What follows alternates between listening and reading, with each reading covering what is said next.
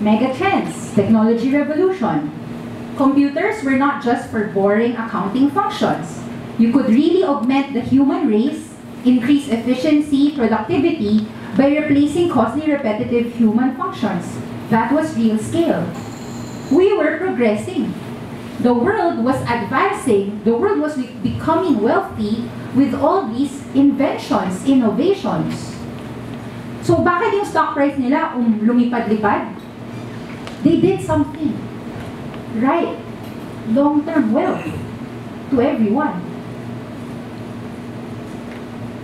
Focus on the margin. This is what the best investors say. What does that mean?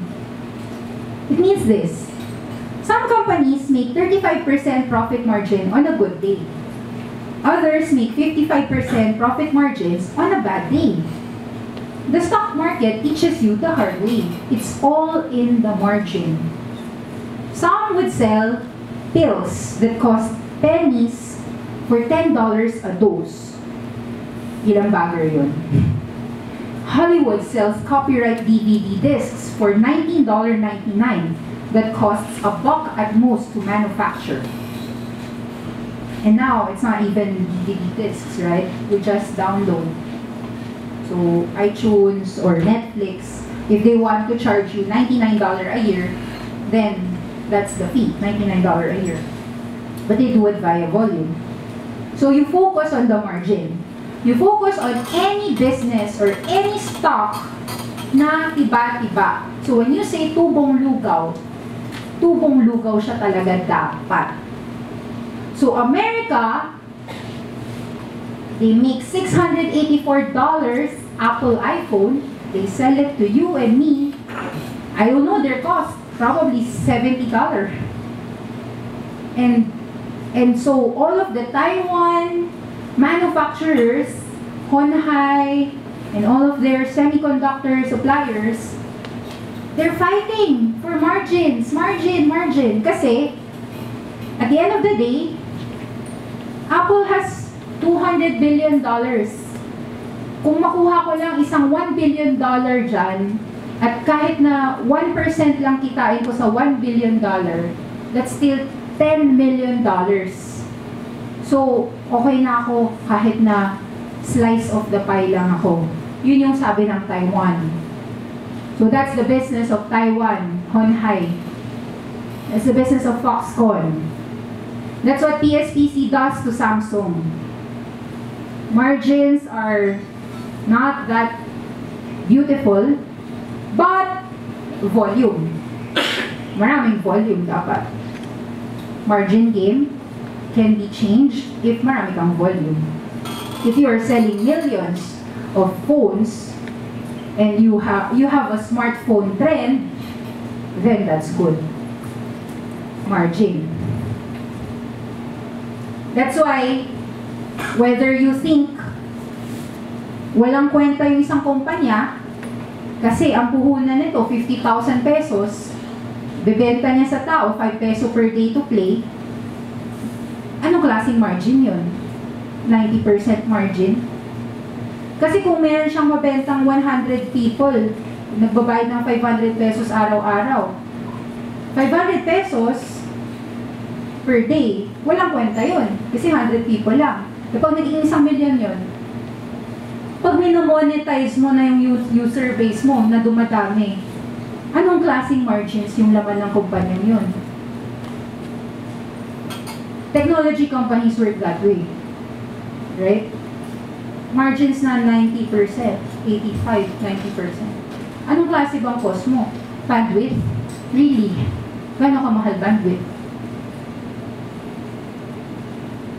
Nascent industry. Those are the seeds of a boom.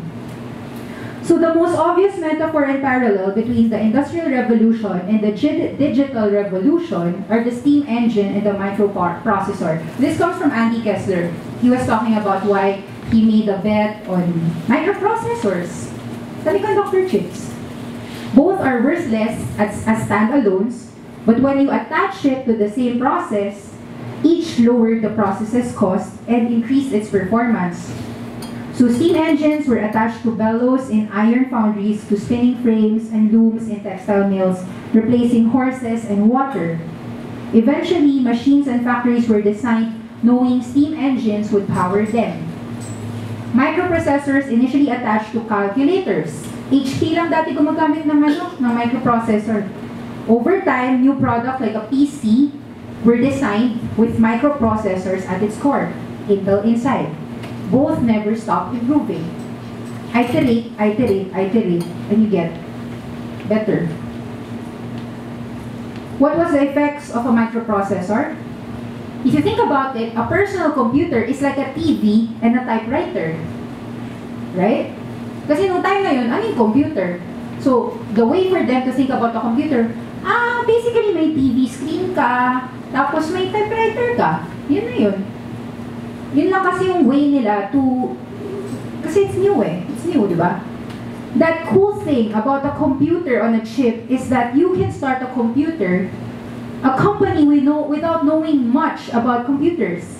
Steve Jobs and Steve Wozniak created Apple Computer 1 without knowing that much about computer chips.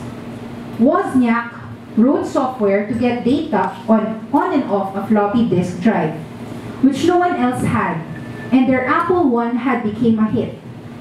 IBM knew lots about how to milk big bucks out of big computers, but nothing about microprocessors. So a sales group in Florida contracted out the work, creating a Frankenstein-like IBM PC in 1981 using an Intel microprocessor, Microsoft software, and Western Digital disk controller. Design and manufacture were now separated in the computer business too. So may software, may hardware. So, I'll give you an anecdote. This is real. This is real. So, I know someone, he made money by simply buying the lots that were near SM. So, if SM Mall is gonna make a mall here, bibili niya yung kaharap or bibili niya yung katabi. The insight was, well, pag may SM, may tao. Pag may tao, may rental sa harap or sa gilid. So, kikitain ko yung parking. The worst case, bibilhin ako ni SM. So, ano yung up-downside ko? Ganun siya, yumaman. Okay. Isa pang anecdote. May kilala ako, simple lang yung ginawa niya. Masarap nga sa Jollibee, hamburgers, chicken, ganun. Ano ko, kumita. Kumita siya. Siya yung lahat na nagsusupply ng plastic spoon at plastic fork at lahat ng kopong-kopong na styrofoam, papel, tissue paper. So, yumaman siya as Jollibee progressed. Of course, today, people like to talk about DNL na yumayaman siya because URC and Jollibee is progressing. And that's true. I mean, how can you say na hindi siya yumayaman by supplying cooking oil for Jollibee to cook the chicken? Eh ako yung nagsusupply ng cooking oil niyan eh. Breaded mix niyan, ako eh. Pancake na kinakain mo, ako rin yan. Krispy Kreme na nag-uusbong sa Maxis, eh ako rin yan eh. At the end of the day, lahat ng nasa likod ng mga kinakain mo, DNL products yan. I'm not promoting DNL. Tapos na. But had you known that, early investing insight, you'd have done that. 2 times 5 ka na in just 2 years. Nag-crash ba yung market? Hindi naman eh. So for someone to tell me na, Nikki, hahanapin ko yung 2008 financial crisis para kumita ako, mali yun. Hindi ka lang marunong mag-isip. Yun yung totoo. Kasi, kumita naman ako, although, I would tell you guys, hindi ko na bagger si DNL. Kasi hindi ko naman iisip na magkakaroon siya ng joint venture sa Ventura. Tsaka, pag kasi kumita ka, kasi hindi ka naman malaking money na nilagay, hindi mo pa rin feel.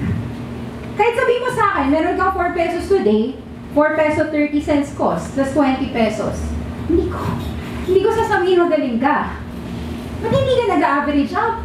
Anong katangahan yan? Umaakit yung presyo, tapos forever 20,000